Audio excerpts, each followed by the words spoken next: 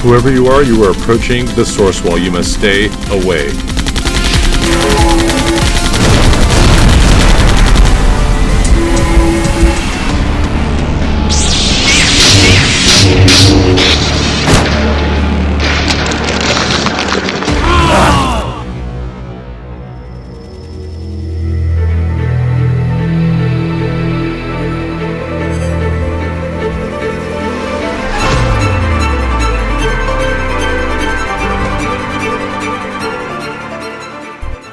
What's up, everybody? I'm Alex from Comic Book Historians. Go ahead and click on that silky smooth subscribe button down below. Today we're celebrating our 50th Docuseries episode, talking about and celebrating the one and only Jack Kirby. One concept he would always come back to was space gods coming from outer space to our planet and being involved with us in some sort of extraterrestrial and almost biblical way. These were mentioned in 3 continuing storylines that Jack Kirby worked on that he actually intended as a magnificent 3-part trilogy. That is Thor, that he worked on in the 1960s with Stan Lee. 1970s, he worked on the New Gods. And then in 1980s, he worked on Captain Victory. A lot of people don't realize that this was a 3-company crossover of one magnificent cosmic storyline that I call the Star God Trilogy. Now, Thor is a story of the Norse gods, the main character of thunder and war that Jack Kirby did actually go back to several times during his childhood as a hobby,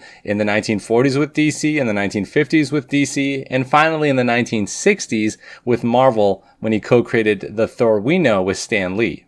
But there was a time in the later part of that decade when Jack wanted to progress the story through Ragnarok into a second generation of gods. This was shown in Thor 127 of 128, 1966, which depicted the Ragnarok of the Norse gods, where all good things had to come to a cataclysmic end. In the battle to end all things, Thor and Loki die in a battle to the death. A great upheaval brings about the end of Asgard and the birth of a new civilization, a golden age. These next gods were a fusion of gods with technology. And we don't see any more of this period, as it is very likely that Stan Lee and Martin Goodman had no incentive to shake up a money-making book. Which brings us to 1967. Around this time, Jack Kirby felt that he had co-created or created so many concepts for Marvel, why not create a little something for himself? And so he started creating designs for the New Gods. These images were printed in 1971 Jack Kirby portfolio in black and white and in color at the Jack Kirby Collector 26, 1999. Now, as we saw in the Comics Implosion episode, Jack Kirby was fired from DC Comics in the late 50s by editor Jack Schiff over royalty disputes from the Sky Masters newspaper strip, so he was basically blackballed from DC Comics. However, Jack Schiff left DC Comics in 1967. Carmine Infantino came in. Mort Weisinger,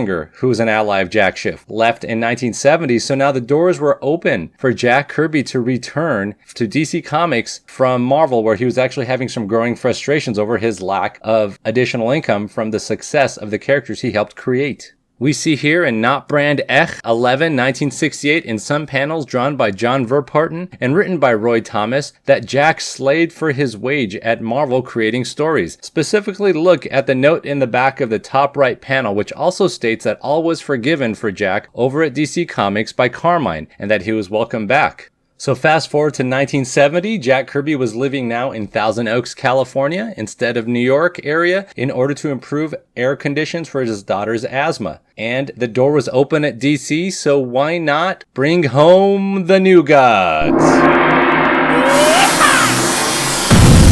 In the first couple pages we see this is essentially the continuation of Thor 128 in 1966, and Jack was ready to explode his ideas onto these pages with himself as both editor and writer. He was able to finally set himself free creatively and progress the Thor Ragnarok story onto the next level. In fact, some have argued that the figure with the headdress and hammer in the background is actually the mighty Thor himself. We even see in New Gods and the Hunger Dogs graphic novel that Lonar found Thor's helmet, whom Highfather referred to as an elder god. As Jack gave us a small preview at the end of Thor 28 of New Gods with their technology, he starts off this storyline by zooming the reader into his brave new world. There are technological wonders like floating platforms, flying devices. The Odin-type figure Highfather mentions that all knowledge is found in the source, and we see that one of the New Gods, Metron, rides a Mobius chair through space-time. We see that the Thor-type character is named Orion, who looks like a young Luke Skywalker. He has a vendetta against New Genesis enemy planet Apocalypse, which looks oddly like the Star Wars Death Star, and he's powered by the Astro Force. So we have two references to a force, almost like in Star Wars. There's the source, and then there's also the Astro Force. And they in some way empower the New Gods. There's a certain destiny with these powers. We also find the mastermind evil lord of Apocalypse is Darkseid, an immortal with sinister plans for both New Genesis and Earth, and that gods travel through space-time with boom tubes. We also see that Orion has a side to him that carries a darkness, and that is assuaged by a handheld multi-purpose device called the Mother Box. And yes, they look like a handheld iPhone, but they're not iPhones. They're not made by Apple. They're made by Jack Kirby.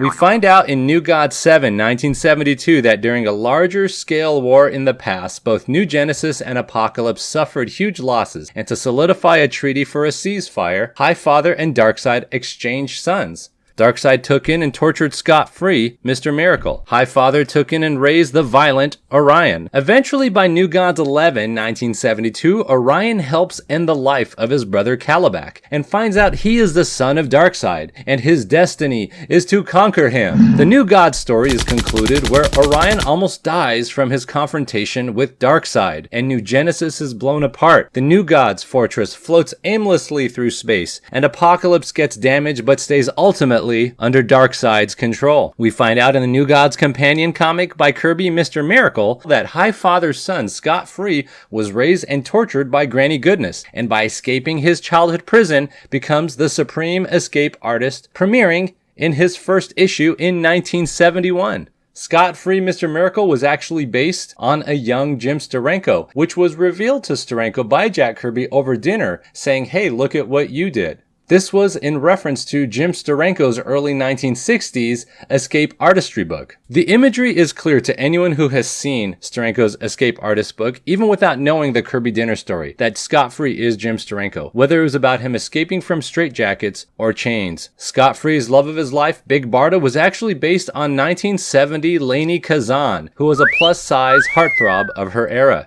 So it would be appropriate to imagine Jim Steranko and Lainie Kazan romantically together in these panels by Jack Kirby, although Jack Kirby said that the dialogue and interactions were based between him and his wife Roz. Scot-Free is confronted with two roads in Mr. Miracle 9, 1972, where he must choose which path he will walk. His choice is either the path of vision, thinking and dreaming with the roamer Haimon, and that of Darkseid. Now, doesn't this kind of feel familiar? Also, look at the line here by Darkseid. Doesn't that not sound like what Darth Vader said to Luke Skywalker in Empire Strikes Back? Stay, warrior, let me complete the destruction of Scot-Free, so you may live with the majesty that is the power of Darkseid. Scott chooses freedom to escape Apocalypse to go to Earth, and we see so far that there are a lot of concepts that would be in the later Star Wars movie. But I don't think this is overreaching. George Lucas actually owned a comic store in Manhattan in the 1970s with his partner Ed Summers called Super Snipe. He was exposed to this stuff all the time.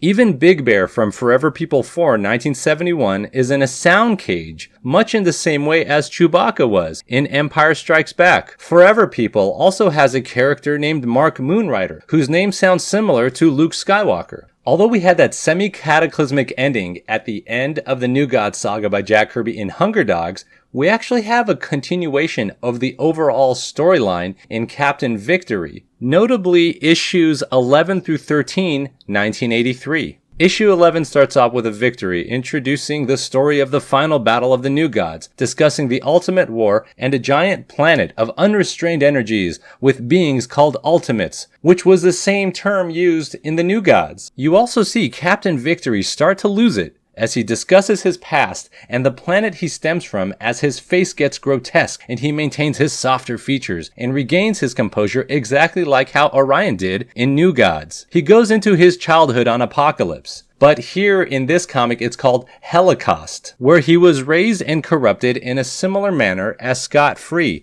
where he is so tormented by his evil royal family that he eventually rebels and kills his way out of the planet. In doing so, he confronts his grandfather Darkseid, but here, Darkseid is named Black Mass, who in the final conflict that killed the New Gods and his son Orion, managed to stay alive as a shaded ghost, using dark unholy energies, very much like Emperor Palpatine in The Last Skywalker. You see that he mentions Victory's father, Orion, who like his son enjoyed tearing up his dark dreams. Victory escapes the destructive planet, allowing it to finally destroy itself in its nuclear machinations on a hover vehicle identical to his father Orion, whom he laments never even knowing his name. It's important to see that this incredible Star Gods trilogy spans 3 decades. This was essentially the gods evolving, destroying themselves, and evolving again, all with Jack Kirby's very dynamic imagination, where he was able to bypass editorial edicts by actually going to a different company and continuing the same story there. It was through this that we're able to see a man who was a concept king, and that is why he, among many other reasons, is the king of comics. And if you enjoy finding out more about Jack Kirby, go to tomorrows.com. There is the Jack Kirby Collector magazine, which has awesome content. Also, make sure to click on that silky smooth subscribe button. Hope you enjoyed the show, and remember, there's always more content on the way.